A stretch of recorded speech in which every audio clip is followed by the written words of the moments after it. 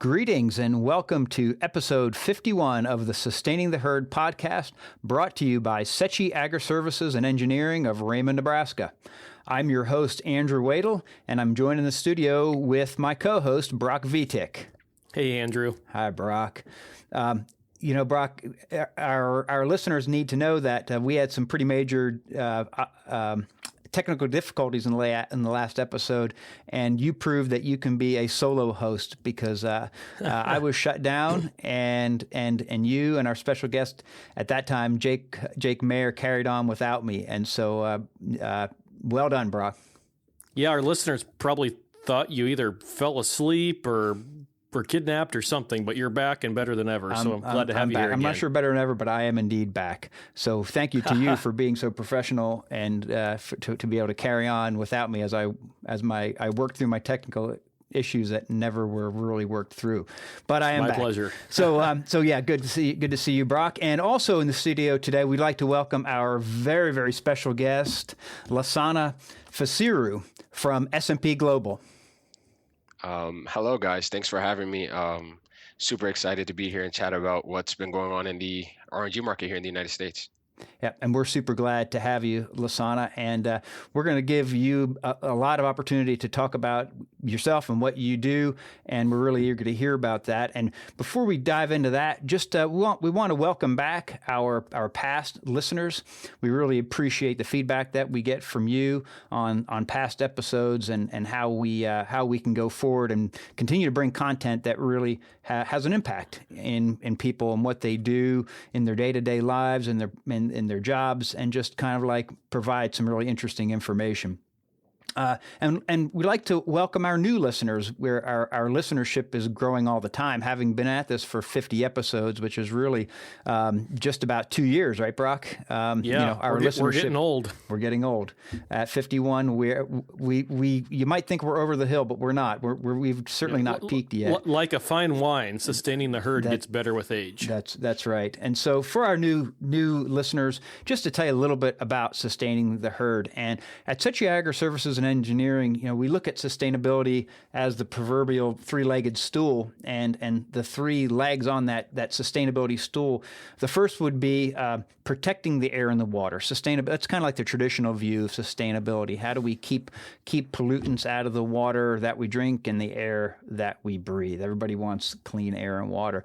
The second part about sustainability is resource efficiency, and that is doing more with less, and agriculture gets more and more and more efficient all the time. And the last and certainly not the least, and that is business sustainability. We need to have strong agribusinesses so that our people, our farmers and ranchers and growers, dairy producers keep doing what they do, and that is feeding and clothing and providing energy for the world, which is really a perfect segue, I think, into our guest, Lassana Fisiru. Lassana, tell us about you.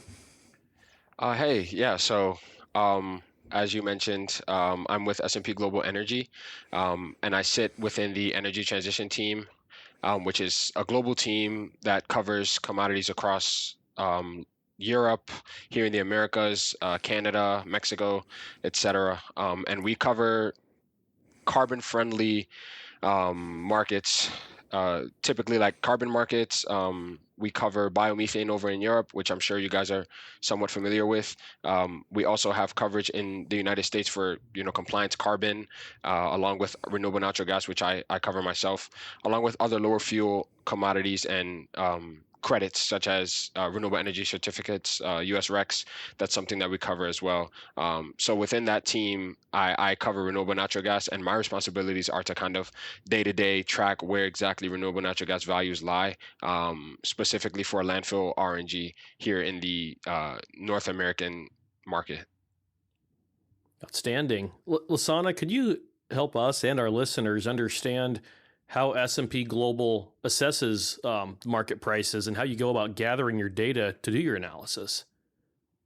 Yeah, of course. As I mentioned, I'm part of the energy transition team, which sits in a number of different locations, but there are, a number of commodity verticals that S&P Global Energy assesses from a price reporting perspective.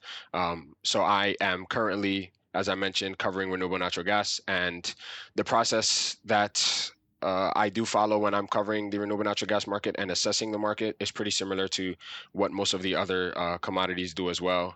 There may be some slight differences in terms of market on close and how exactly you might favor one piece of information over the other. But essentially, it's a process of speaking with folks in the market, whether that be buyers, sellers, producers, brokers, etc., and trying to get an exact picture of what exactly is happening on the ground, whether that be trades moving at X value or moving at Y value, and using that information to kind of dictate where exactly we would like to assess the price for renewable natural gas on the day. And our assessment for renewable natural gas specifically is a spot market assessment. So we're not looking at anything, longer term. We're looking at kind of shorter term, 1 year, 2 years, renewable natural gas offtakes, and trying to put a frame on where exactly that lies within the voluntary market. And that's a very important aspect as well, because within the renewable natural gas sector, the voluntary market takes up a very small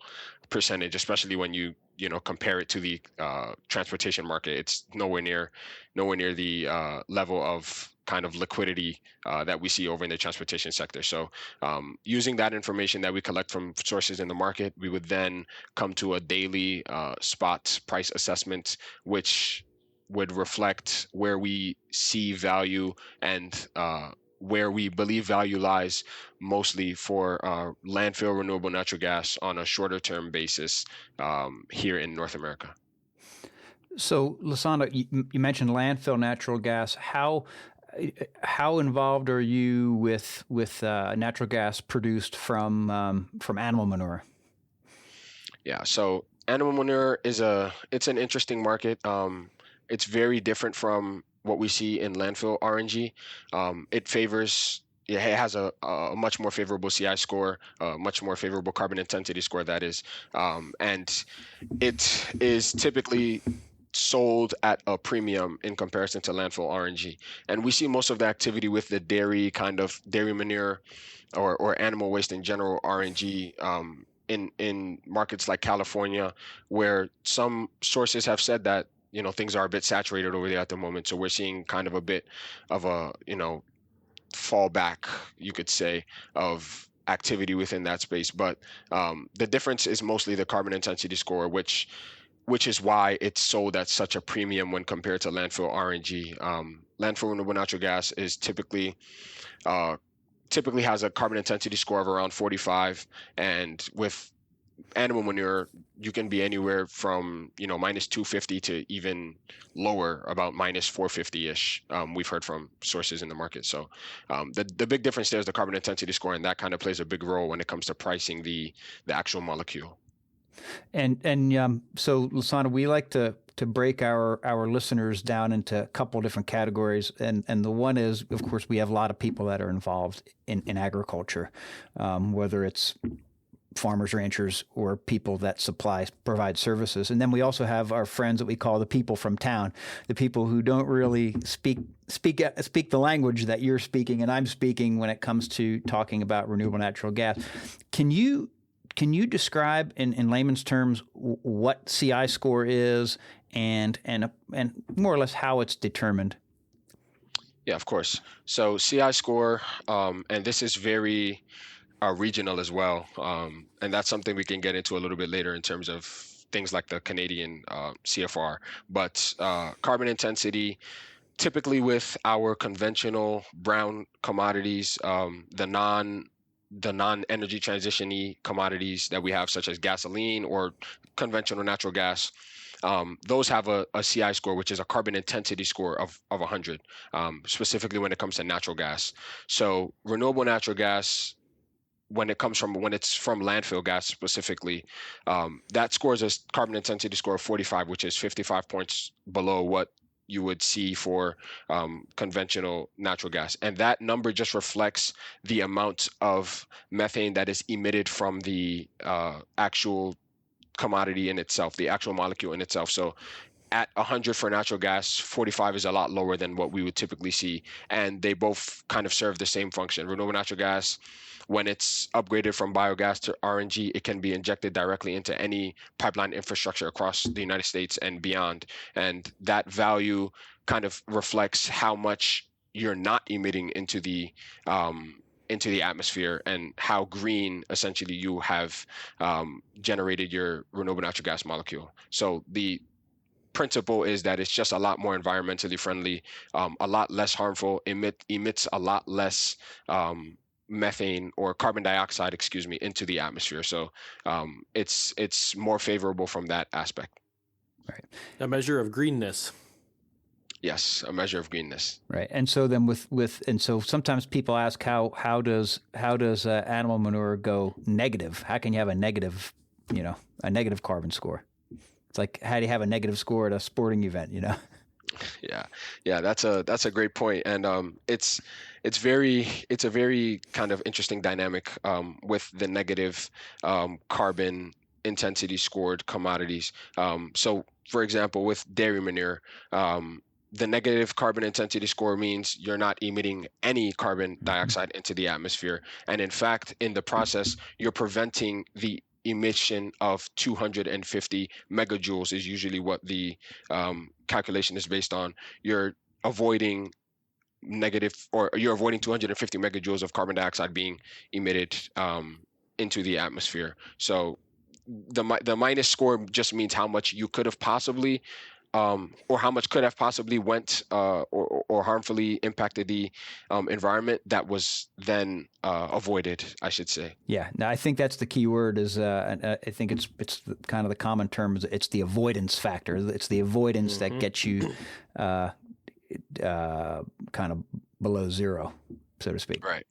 Yeah, I might jump in and harken back to Andrew's wonderful introduction that he always does in our episodes, talking about how agriculture is the greatest recycling system man ever knew, right? And the fact that, with RNG, this natural gas is being produced from recycled carbon, from manure, versus new carbon entering the system or entering the atmosphere from, being pulled out from underground from what I call dinosaur manure versus cow manure, recycling versus bringing more in. So we're avoiding the need to bring more new carbon into the system, right, Lassana? And that's how we can go negative and avoid those emissions. It's pretty fun to think about. Yeah, very, very interesting and a super kind of evolving space. And we're seeing, a lot of different stakeholders looking to take place in this kind of green initiative. A lot of corporations with ESGs, with goals that they have to be sustainable X% by X year. So, we're seeing a lot more people step into the space beyond just the utilities and transportation and et cetera. Yeah. And, I think I like to mention this from time to time because for the people in town, for our new listeners, it's really important for people to understand that when you go to your stove and you turn it on, click, you get the blue flame. You don't know that manure, that a molecule of methane is a molecule of methane, whether it comes from dead dinosaurs or cow manure. And so it's quite remarkable that from the standpoint of the greening of our energy supply. Absolutely. Yeah, definitely. So Lassana, you've talked about how you and your team go about assessing market prices, where your data comes from. I appreciate how you got into the carbon intensity score for our listeners.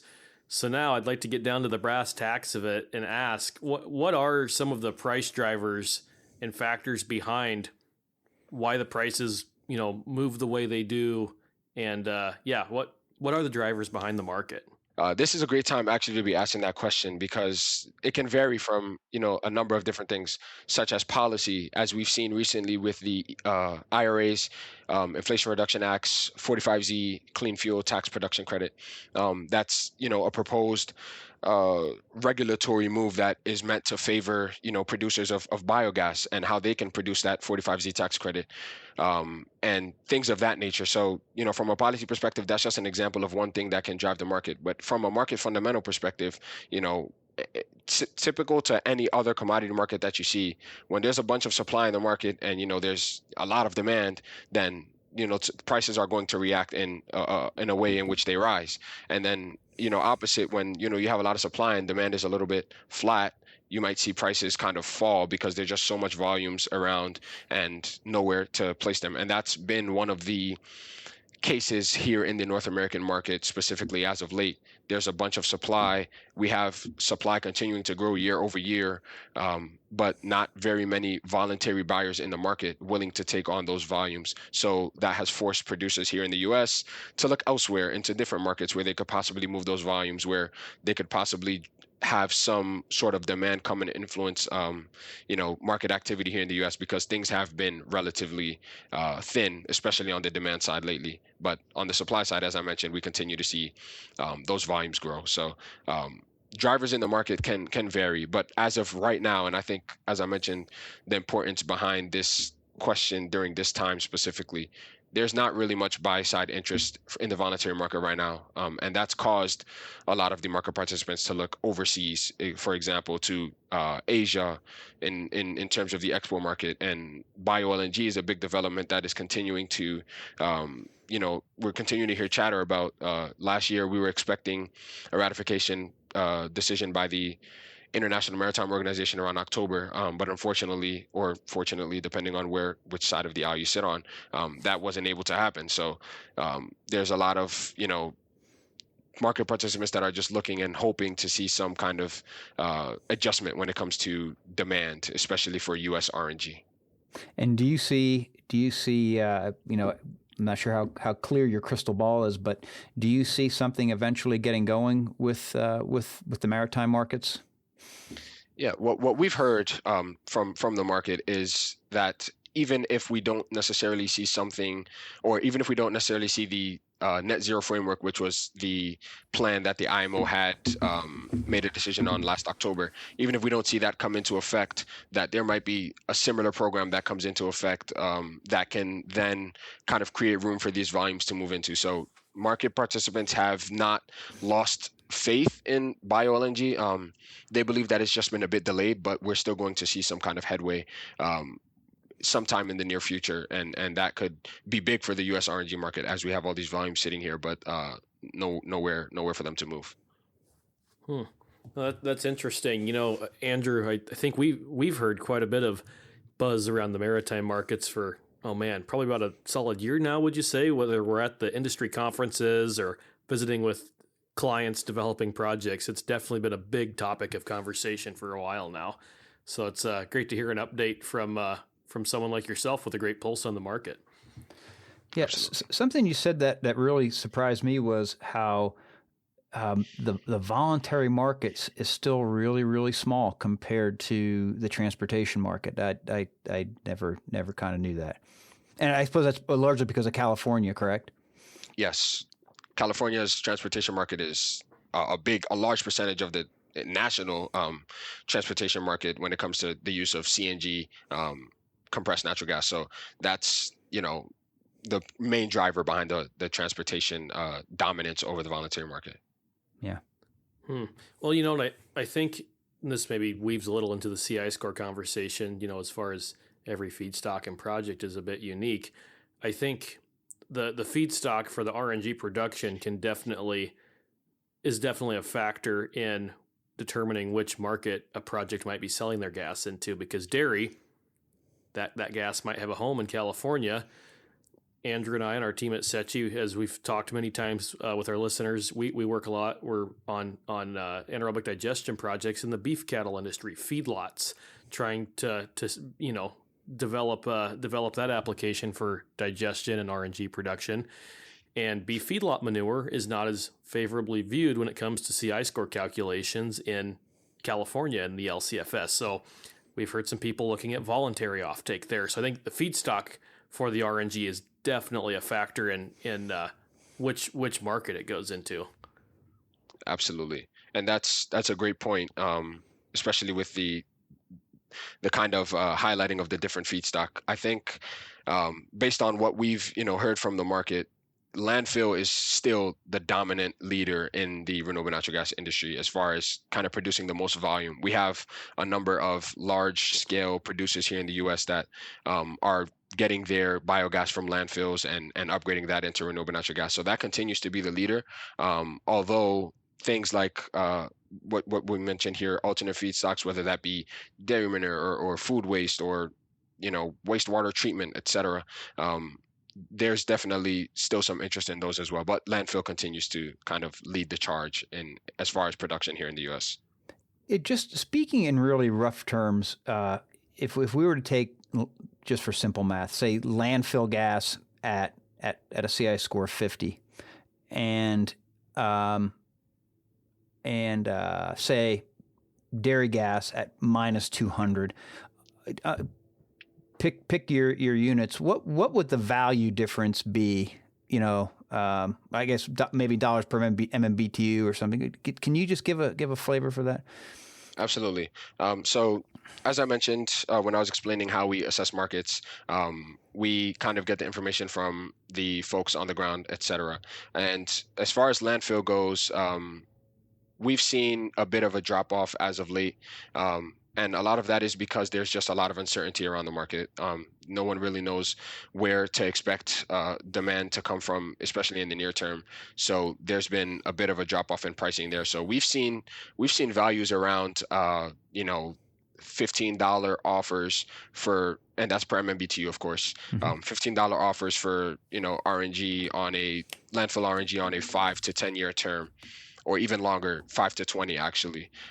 Whereas dairy, we've seen values up to around 34-ish, between 34 and 36 as far as where that value lies for dairy RNG in California. So the main kind of thing to take into consideration as well is when we assess these markets, we kind of take into consideration the fact that the environmental attributes have their own value separate from the price of the molecule itself. So as I mentioned earlier, that $15 landfill RNG offer, that just represents the environmental attributes alone. So if you stack the price of, let's say, Henry Hub, natural gas, whatever the molecule is for the day, on top of that $15 value, that will be your per MMBTU value. So as far as a differential goes between landfill and dairy, it can be anywhere from, if we say, for example, Henry Hub is at $3 on the day, and that's pretty much around the range that we've been seeing as of late.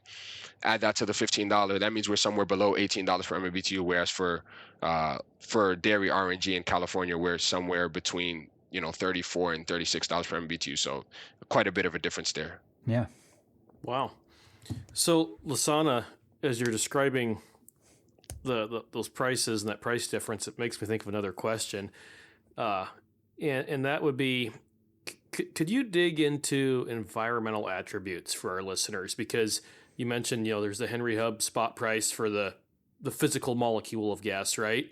But then this $15 for landfill or $34 for dairy, that's the price of the environmental attributes associated with the gas, right? Or Correct. What some people might call a carbon credit in loose terms. Well, could you? Barack, let me Andrew. just interrupt you. But when we say, sometimes when I tell you, maybe Lassana, you tell me if this is a right or wrong way to think about it. But sometimes when I think about that, the attribute, that is really, to me, that's the premium that someone is willing to pay above Henry Hub to basically satisfy whatever environmental, whatever ESG goal they have, right? And so is that a fair way to characterize environmental attributes? Yes, that's exactly essentially what it is. There are a number of different things that go into determining that value, but essentially that is, the number that a buyer is willing to pay, or the premium that they're willing to pay over conventional brown gas. It's how much do you want to be green factor, really. Essentially. Yeah. Good way to put it, Andrew. Yep, you answered my question right there. Yeah. Glad I could help, Brock. You can interview me next week. Yeah, there you go. I just wanted to break that down for our listeners if they're not familiar. They're hearing one price, then, well, why are we adding more to it? Just want folks to understand there's the price for the physical molecule of gas, and then there's the green premium on top of that. How bad do you want to be green? Yeah, and I think this is it. And the reason I kind of think of it in those terms is because you know, I personally, I think we all see that. It's like the organic food thing. It's like I really want organic food. Whoa, but when I see the price, I don't want it quite that much, or, and so it's the same thing where if your favorite brand of whatever decides to buy renewable natural gas at $15 above Henry Hub, well, then they're going to pass that on to whatever they're making. Right. Mm-hmm. So I think this is a thing people always need to think about is how green do you want to be? How badly do you want that organic food? And yeah. Yeah, it ultimately gets passed on to someone, and probably the consumer, whoever the end user is, in this case with RNG. Yeah. So, Lassana, earlier, correct me if I'm wrong, but I believe you said there's quite a bit of liquidity in the spot market, right? But when it comes to the voluntary market, there's a fair bit of illiquidity. Is that a fair statement? Maybe I'm wrong on that. Yeah, no worries. So the spot voluntary market is the market that I was referencing, and Gotcha. I was mentioning that in the spot voluntary market, there's a bit of illiquidity at the moment. There's not really much offtakes happening. But in the term market, that's kind of the longer term market. We've seen a bit more interest than we have in spot. But even within the term market, there's a lot of uncertainty around a number of different things, especially when you look at RNG over a longer term. The problem with a lot of these project developers is they don't have the financing to get these projects off the ground, and a lot of times, you can't acquire that capital unless you have an offtake already in place. So without there being an offtake already in place that's long term, whether that be 10 to 20 years, a lot of these projects have had trouble finding the funds to support bringing something new off the ground. So that's kind of halted the term market in a bit, but there is continued growing interest around that space as we sit here today. Okay. Yeah. And thanks for getting me corrected on my terminology. I'm learning things today. I knew we would learn a lot from you. I think I often incorrectly call the term market the spot market, or just thinking, fossil fuel, natural gas, brown gas versus voluntary. So we have spot voluntary, spot term. I need to learn my terms, it sounds like. So thanks for digging into that. And you talked a bit about this already, but just didn't know if you could talk more on some emerging demand areas or where we might see the voluntary market going. It sounds like doors are opening every day. Absolutely. There are a number of opportunities that have been, kind of in the rumor mill. We just haven't seen a bunch of them come to fruition just yet. As I mentioned, the Asian export market was a big one, and that's been kind of a topic of discussion since late last year, going back to a couple of months before the year came to an end, actually, I believe. So around like November, December-ish. And then also the export market into Europe has been an area of discussion. But what we have actually seen is, and what I've heard from sources in the market, we've seen volumes move to Asia. We've seen some kind of deals done in that area. And one of the other emerging kind of markets that's potentially could change things for RNG, especially here in the U.S., is the Canadian Clean Fuels Regulation Program. That's something that has been talked about a bit as of late as possibly being like one of the most realistic options for RNG volumes in the U.S. to move to. So that's one of the bigger developments at the moment. There's still some questions around that CFR market. There's differences in how we kind of determine CI here in the US versus how it's done in that, or I should say here under the RFS, the Renewable Fuel Standard, versus in the Canadian CFR program. And, with them, they have kind of a more life cycle accounting kind of scheme when it comes to calculating or determining carbon intensity, whereas here in the US, it's kind of a little bit different. So, there's some hurdles that lie, but there is a lot of optimism around that Canadian CFR market, at least from market participants in the U.S. how about other states besides California? Besides California, there's a clean fuels program in New Mexico, and there is some activity happening there. Just as recent as last week, I heard of some kind of transactions happening there. So outside of California, that's one of the newer places. Obviously, Washington and Oregon have been existent. We just haven't really seen too much coming out of there as of late. But when it comes to inside the U.S., those are kind of like the main states where we're seeing volumes move. Yeah, I would think that New Mexico. We always reference things back to California. You probably take New Mexico, Oregon, Washington, and Minnesota, and add them all together, and there probably still wouldn't be the demand of California, right? I mean, It seems like we need to, if this is going to happen, it would be really good if all those plus New York were to be maybe a state like Texas. Yeah, and absolutely. There's conversations about those happening. I know in New York specifically, there was recently a webinar that I attended about kind of a market here in New York for specifically dairy manure sourced RNG. So those are conversations that are continuing to happen within the market. Yeah, excellent.